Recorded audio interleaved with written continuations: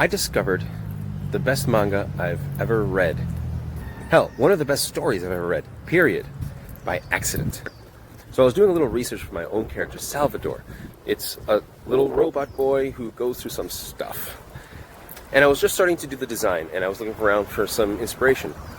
I stumbled into this image of this kid in a manga that had some very suspicious looking little tufts, little spikes on the side of his head, one on each side. And I thought, I've seen this somewhere else before.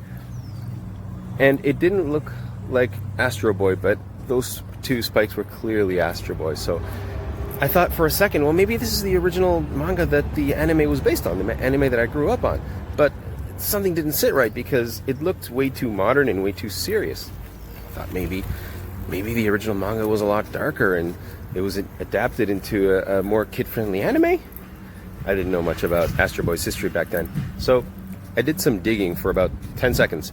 I immediately found out that that clearly wasn't the original manga.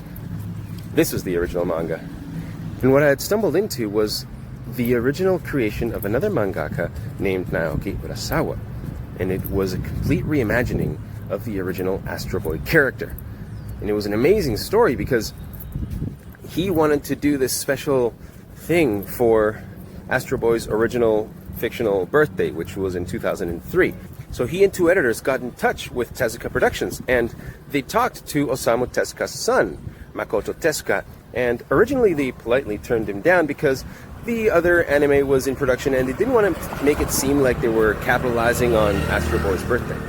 But Urasawa insisted, and thank God he did, because after just a little bit of back and forth, he got to work on it, and a few years later, man, he created a masterpiece. Of course, I had no idea at that point. I thought, well, this looks interesting, so I looked up the first chapter online, and I read it, and everything changed. It floored me. I had to know more. I immediately went on Amazon. I knew I had to have the collection. Now here in Peru, it's harder to get the English translation, so it took me about 1.5 years to complete the collection. But it became an obsession. Urasawa basically asked the question, what if this story had been written for adults? If you want to read an excellently well-crafted crime story with iconic characters, and you haven't read Pluto, you are missing out. In a future video, I'm actually going to talk about the precise moment I knew this was going to be an obsession for me.